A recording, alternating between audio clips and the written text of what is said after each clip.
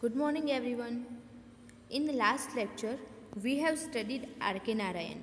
I hope you all have repeated R.K. Narayan very well and his work as well.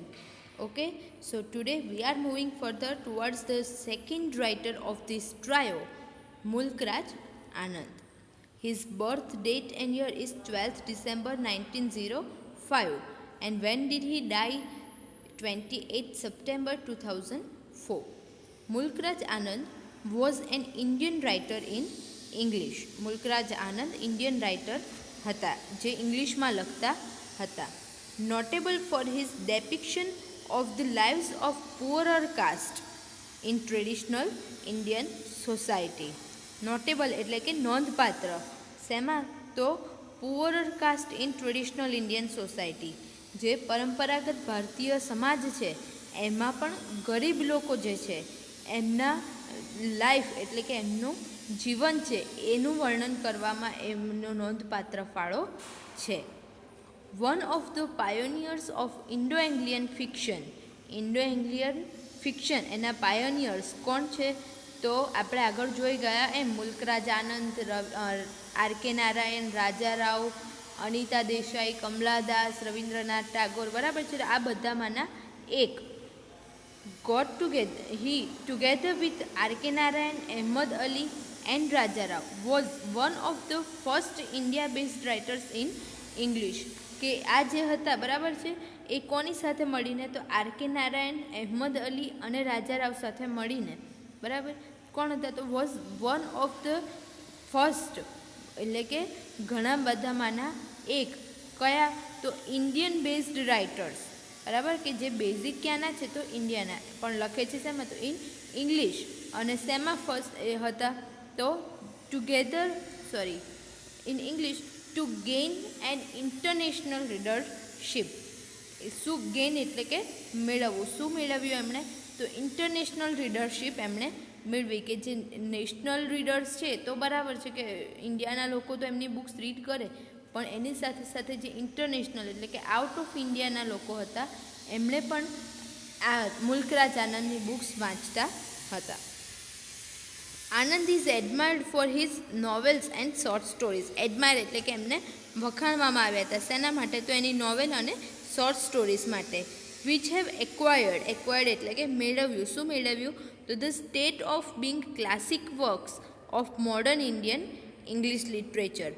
Modern Indian English literature હતું, બરાબર છે, કે ખાલી Indian English literature અને modern Indian English literature બેમાં શું ફેર છે?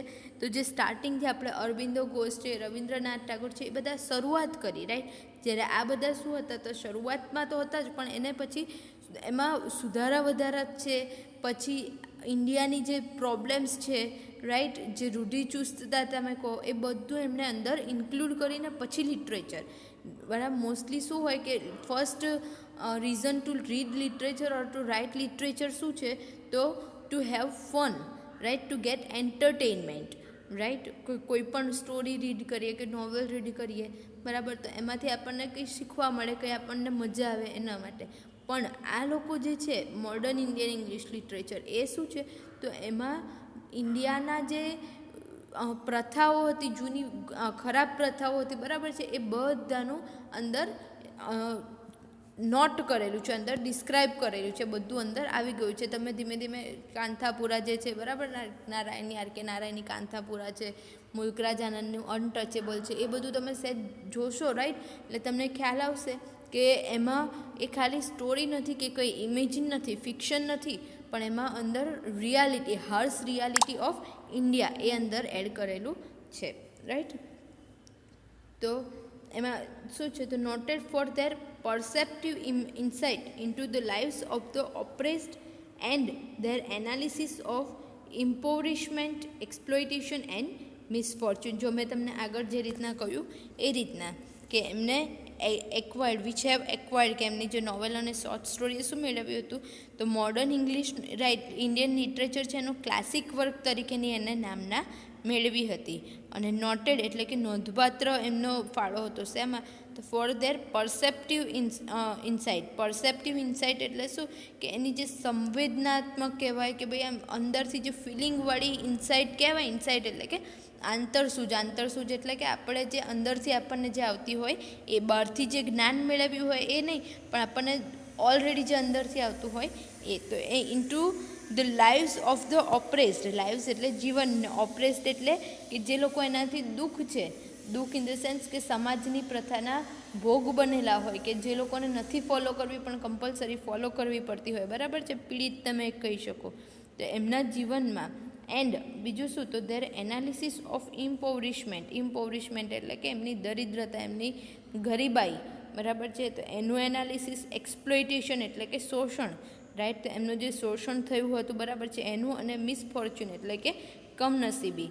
તો આ બધાનું એમણે એનાલિસિસ કરીને એમના બુક્સમાં લખેલું છે, કે જેની નોંધ લેવામાં આવી છે. અને એમના વર્ક્સ છે એ કેવી રીતના, તો ક્લાસિક વર્ક્સ તરીકે ઓળખવામાં આવે છે.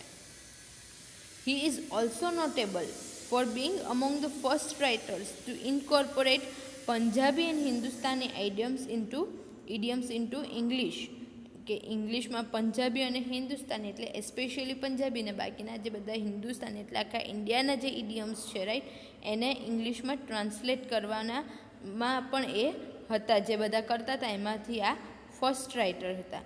And was recipient of the civilian honour of the Padma Bhushan. Recipient એટલે કે મેળવનાર. તો આ સિવિલિયન ઓનર એટલે સન્માન, કે આપણને શું પદ્મભૂષણનું જે સન્માન મળ્યું છે, બરાબર, નાગરિકને સન્માન મળે સામાન્ય, તો એમાં એમણે પદ્મભૂષણ મેળવેલો છે. કોની વાત થઈ રહી છે? મુલ્કરાજ આનંદની. ઓકે, હવે એમની લિટરરી સ્ટાઇલ જોઈએ. લિટરરી સ્ટાઇલ એટલે કે એમની લિટરેચર લખવાની કળા, કે શું એમના ખાસ શું હતું. તો આનંદ who was associated with communism એટલે કે સમાજવાદ, કે સમાજની સાથે જે જોડાયેલા હતા. used his novels to make broad attacks. એમણે એમની નોવેલનો ઉપયોગ ક્યાં કર્યો? તો બ્રોડ એટેક કરવો એટલે કે હુમલો કર્યો. શેના પર? તો on various elements of India's social structure. ઇન્ડિયાનું સામાજિક માળખું, રાઈટ, એના જે અલગ અલગ એલિમેન્ટ્સ, તત્વો આમ કહેવાય તો, બરાબર છે, પણ ટૂંકમાં એની રીતભાત છે, એના પર એમણે એટેક કર્યો. એટેક એટલે પેલું તીર ને તલવાર લઈને નહીં, પણ એને કન્ડેમ કર્યું. And on British rule in India. અને ઇન્ડિયામાં જે બ્રિટિશ રૂલર્સ હતા એના પર પણ એમણે શું કર્યું? તો એટેક કર્યો. શેના દ્વારા? તો એની નોવેલ દ્વારા. They are considered important for there social statement. અને આ બધી જે એમની નોવેલ્સ છે એ સોશિયલ સ્ટેટમેન્ટ માટે બહુ અગત્યની એટલે મહત્ત્વની ગણવામાં આવે છે. ક્લિયર? ઓકે, હવે એના વર્ક્સ છે untouchable, coolie, two leaves and a bird, the village, across the black waters, the sword and the sickle, the big heart, the lost child, the private life of an Indian prince અને the road. એમ તો ઘણા બધા છે, પણ આ બધા એના મેજર વર્ક્સ કહી શકો તમે, બરાબર છે. આમાંથી અમુક તમારે કદાચ આગળ ભણવામાં આવે. આ વખતના સિલેબસમાં તો નથી, પણ આગળ કદાચ તમારે ભણવામાં આવે. ઓકે, સો આપણે બે રાઇટર ભણ્યા, એક આર.કે. નારાયણ અને એક મુલ્કરાજ આનંદ. થર્ડ રાઇટર છે રાજા રાવ, બરાબર છે, જે આપણે કહીએ છીએ ટ્રાયો, એમાંથી આ થર્ડ પર્સન છે. શ્રી કે રાજા રાવ. બર્થ યર અને ડેટ તો 8 નવેમ્બર 1908 અને ડેથ યર તો 8 જુલાઈ 2006. Was an Indian writer of English language novels and short story. કે ઇન્ડિયન રાઇટર હતા, બરાબર છે, શેના? તો ઇંગ્લિશ લેંગ્વેજના, કે જેમણે શું લખ્યું? તો novels and short stories. Whose works, કે જેમના work are deeply rooted in metaphysics એટલે કે વાસ્તવિકતા સાથે એક્સપિરિયન્સથી જે શીખ્યા હોય એવા એમના વર્ક્સ હતા. The serpent and the rope આ એના વર્કનું નામ છે. Semi autobiographical novel. Autobiographical novel કોને કહેવાય? તો પોતાનું શું કહેવાય, પોતાના લાઈફનું વર્ણન કર્યું. ઓટોબાયોગ્રાફી તમે સમજ્યા હશો, બરાબર છે, કે ફોર એક્ઝામ્પલ ઋષિ કપૂર હતા, તો એમણે થોડાક સમય પહેલાં, એમના ડેથના થોડાક સમય પહેલાં એમણે શું કર્યું હતું? તો ઓટોબાયોગ્રાફી લખી હતી પોતાની. એનું નામ છે ખુલ્લમ ખુલ્લા, બરાબર. પછી સેકન્ડ ઇમરાન હાશમી છે, તો એણે ઓટોબાયોગ્રાફી લખી હતી કે અ કીસ ટુ ધ લાઈફ, બરાબર. એના સન એકદમ નાનો, જ્યારે 5 to 7 યર્સનો હતો એનો સન, ત્યારે એને કેન્સર થયું હતું, રાઈટ. એક બાળક છે અને બાળક એક આખી કેન્સરની જે ટ્રીટમેન્ટ છે એ એની જર્ની થ્રુ પસાર થયો હતો. અને બાળકને જ્યારે થાય ત્યારે એને શું થાય, તો એના પેરેન્ટ્સને વધારે રિસ્પોન્સિબલ બની જાય, બરાબર. તો એ આખું જે એમનો લાઈફ સ્પાન હતો એનું એમને વર્ણન કરેલું છે. ટૂંકમાં પોતાના જે એક્સપિરિયન્સ છે, પોતાની સ્ટોરી છે, એને જ્યારે એક બુકમાં વર્ણન કરવામાં આવે તો એને શું કહેવાય છે, ઓટોબાયોગ્રાફિકલ, રાઈટ. અને સેમી ઓટોબાયોગ્રાફિકલ કોને કહેવાય, તો એમાં અમુક એલિમેન્ટ્સ હોય, પોતાના જે અનુભવ છે એના થોડાક એલિમેન્ટ્સ હોય, પણ એને એવું ના કહેવાય કે આનું જીવન ચરિત્ર છે આ બુક, એવું કહેવાય નહીં. ઓકે.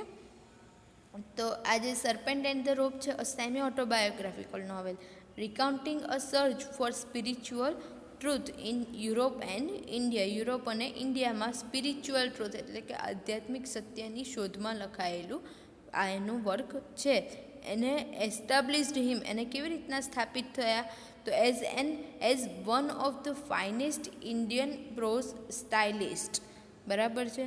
કે આ વર્કના લીધે એક જામી ગયા, કે ફોર એક્ઝામ્પલ કોઈ હોય છે, તો એક્ઝામ્પલ તમને આપું તો આદિત્ય રોય કપૂર, બરાબર છે. તો પહેલાં બહુ ઓછા લોકો એને ઓળખતા હશે, પણ જ્યારે આશિકી 2 આવ્યો, બરાબર, પછી બધા એને ઓળખતા થઈ ગયા. શ્રદ્ધા કપૂરનું પણ આઈ થિંક, કદાચ આઈ એમ નોટ શ્યોર, પણ એ ફર્સ્ટ મૂવી હશે, અથવા તો ટૂંકમાં એક મૂવી હતું કે જેનાથી એ લોકોને ઓળખતા થયા, નામના મેળવી, બરાબર છે. તો એ મૂવીમાં એવી રીતના છે. તો આમાં રાજા રાવનું વર્ક છે ધ સર્પેન્ટ એન્ડ ધ રોપ, કે જેનાથી બધા લોકો એને ઓળખતા થયા. અને ઇન્ડિયન પ્રોઝ સ્ટાઇલિસ્ટ જે હતા, પ્રોઝ લખતા હતા, એમાં પણ એમનું એક નામ થયું. અને એના લીધે શું થયું, તો એન્ડ વોન હિમ, અને શું જીત્યા, તો ધ સાહિત્ય એકેડેમી એવોર્ડ ઇન 1964, 1964માં સાહિત્ય એકેડેમી એવોર્ડ એમને મળ્યો, બરાબર છે.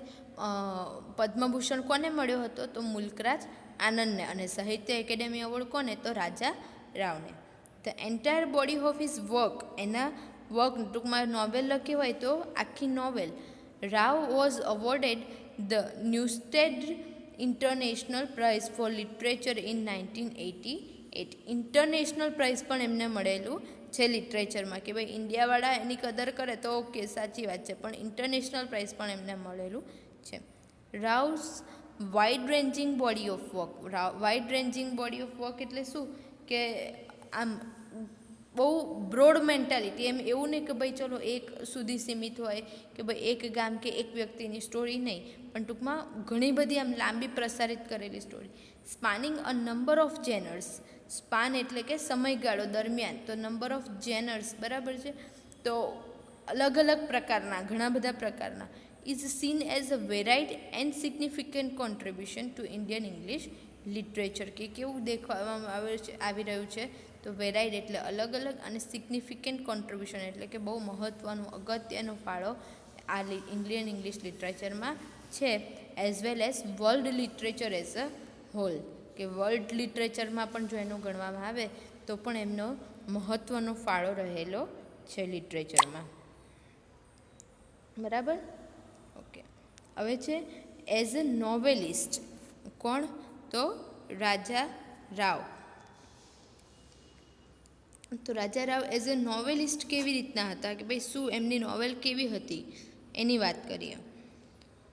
ઇન 1939, 1939માં he edited with Iqbal Singh. Iqbal Singh નામ છે, રાઈટ. એની સાથે શું એડિટ કર્યું, changing India and anthology of modern Indian thought, બરાબર છે. From Ram Mohan Roy and Jawaharlal Nehru. Anthology એટલે કે કાવ્ય સંગ્રહ, બરાબર છે. કે એક પોએમ લખ્યું હોય તો એક પોએમ પબ્લિશ ના થાય, બે પોએમ હોય તો બે પોએમ પબ્લિશ ના થાય. પણ હવે તમે બે જ લખી છે તો શું એવું જરૂરી થોડું છે કે ભાઈ પોએમ પબ્લિશ કરવી છે તો 10 જ પોએમ મારે કમ્પલસરી, કે 20 પોએમ જ કમ્પલસરી લખવી પડે. તો એ વખતે શું થાય, તો એક પોએટ છે તો એની પોએમ બીજાની બીજી, ત્રીજાની ત્રીજી, અથવા તો કોઈની 2 હોય, કોઈની 4 હોય. ટૂંકમાં જેમ તમે લિરિકલ બેલાડ્સ તમે સાંભળી હશે, બરાબર છે. તો it is a combination of so many poems. I think it is 32 poem, right, કે 32, યસ, ઓર 22, કે જેમાંથી 17 થી 19 છે એ વર્ડ્સવર્થે લખી છે, અને બાકી 4 કે 5 છે એ સેમ્યુઅલ ટેલર કોલરીજ, આ બંને ભેગા થઈને એક તો લિરિકલ બેલાડ્સ પણ એન્થોલોજી તમે કહી શકો, રાઈટ. ટૂંકમાં અલગ અલગ પોએમ કાવ્ય સંગ્રહ કહી શકો. of modern Indian thought from Ram Mohan Roy and Jawaharlal Nehru. He participated in the Quit India movement. Quit India movement એટલે હિન્દ છોડો આંદોલન. કયા વર્ષમાં? તો 1942માં. In 1943 to 1944, 43 થી 44માં, he co-edited with Ahmad Ali a journal from Bombay called Tomorrow. Tomorrow નામની journal છે એ એમને કોએડિટ એકલાએ નહીં પણ અહમદ અલી સાથે મળીને જર્નલ એડિટ કરેલી હતી. He was the prime mover in the formation of a cultural organization. Prime mover એટલે કે અગત્યના વ્યક્તિ હતા કયા શેના? તો formation of cultural organization. Cultural ઓર્ગેનાઇઝેશનના એનું જે ફોર્મેશન એટલે કે એનું જે માળખું હતું એના એ મેઇન વ્યક્તિ એટલે કે મેઇન સ્થાપક કહી શકો તમે એ હતા. શ્રી વિદ્યા સમિતિ devoted to reviving the values of ancient Indian civilization. This organization failed shortly after inception. Inception એટલે કે શરૂઆત. તો આ જે ઓર્ગેનાઇઝેશન હતું એ શરૂઆત થઈ એના થોડાક જ સમયમાં એ ફેલ થયું એટલે કે પડી ગયું. એનું કોઈ આમ શું કહેવાય નામના થઈ નહીં, આગળ વધ્યું નહીં. In Bombay he was also associated with Chetana સાથે જોડાયેલા હતા. હવે ચેતના શું છે? તો a cultural society for the propagation of Indian thought and values. બરાબર.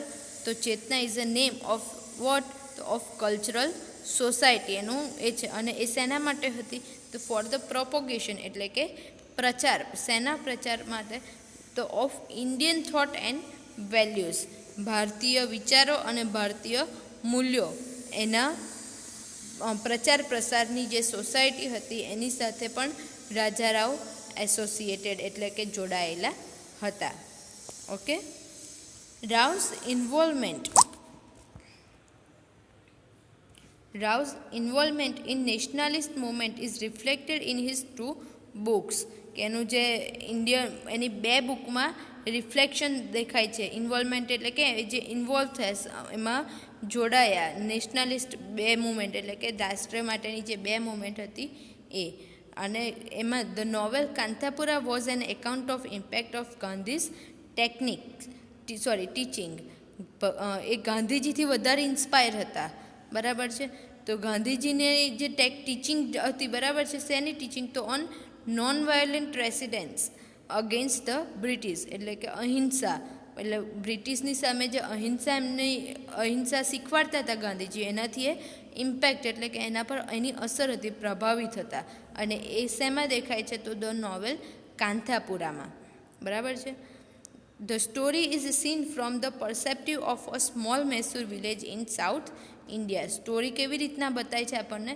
તો એક પર્સપેક્ટિવ એટલે કે દ્રષ્ટિકોણ of a small Mysore village in South India. South Indian દક્ષિણ ભારત છે એમાં મૈસૂર તમને ખ્યાલ હશે. એના એક નાનકડા ગામના દ્રષ્ટિકોણથી અહીંયા સ્ટોરી બતાવવામાં આવેલી છે. Rao borrows the style and structure from Indian vernacular tales and folk epic. Vernacular એટલે કે પ્રાદેશિક જે ભાષા કહેવાય છે, સ્થાનિક ભાષા એ. બરાબર છે. તો હવે ત્યાં નાના ગામનું લખ્યું હોય તો એની જે ભાષા હોય ત્યાંના લોકોના ડાયલોગ હોય તો એ કેવા હોય? તો સ્થાનિક ભાષાના જ હોય. પછી એમાં તમે વધારે પડતું ઇમ્પ્રોવાઇઝેશન ના કરી શકો. તો એમની સ્ટાઇલ ક્યાંની હતી? સ્ટાઇલ એન્ડ સ્ટ્રક્ચર તો ભારતના જે સ્થાનિક ભાષા અને ફોક એપિક હોય એનો જ એમણે એડોપ્ટ કરેલું હતું. Rao turn to the theme of Gandhism in the story collection the cow of the barricades.